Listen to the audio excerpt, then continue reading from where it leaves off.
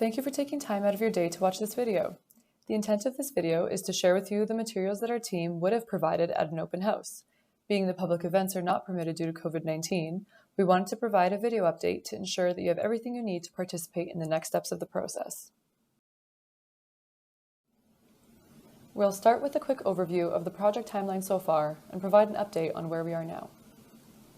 Phase 1 began in January 2019 with project initiation and early consultation with internal and external agencies.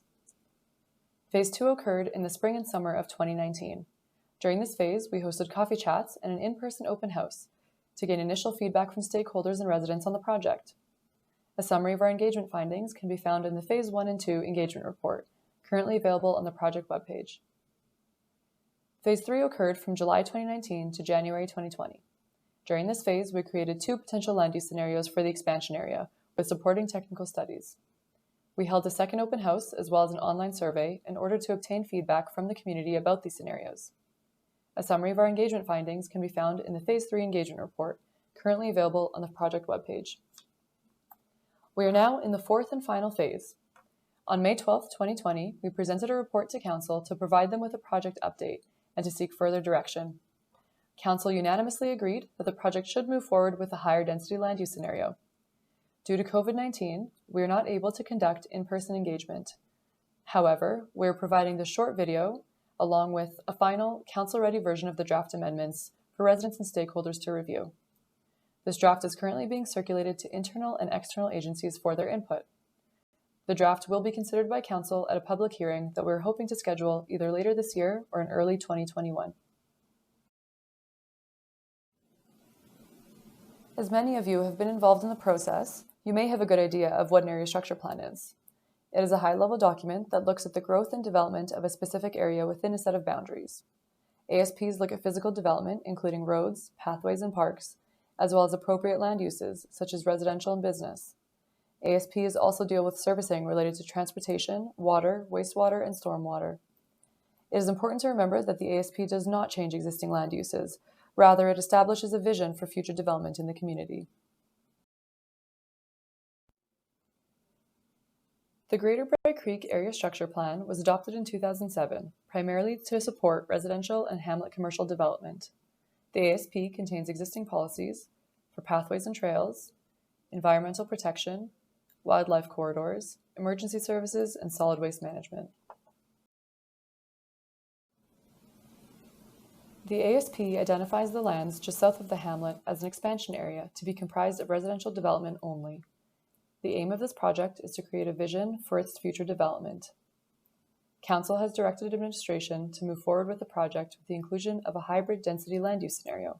The scenario is comprised of the following: a country residential area adjacent to the provincial park with 4-acre lots, a hamlet residential area directly adjacent to the existing hamlet with half-acre lots, and a potential multi-residential area with a density of up to 10 units per acre. The ASP designates the expansion area primarily for residential. As such, the proposed commercial policy states that new commercial uses should remain within the hamlet. Existing businesses in the expansion area may continue to operate, and vacation rentals and overnight accommodations in the area will be considered, as they've been identified as important businesses to the community. It's important to note that Council may also consider non-residential development within the expansion area on a case-by-case basis.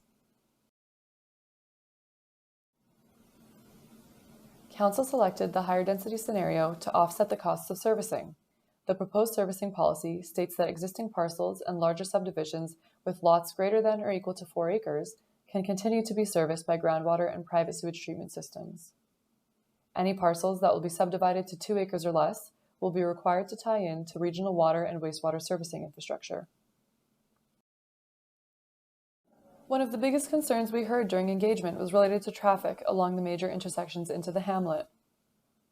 A traffic impact assessment, or TIA, is required to be conducted as part of any multi-residential subdivision application in the expansion area.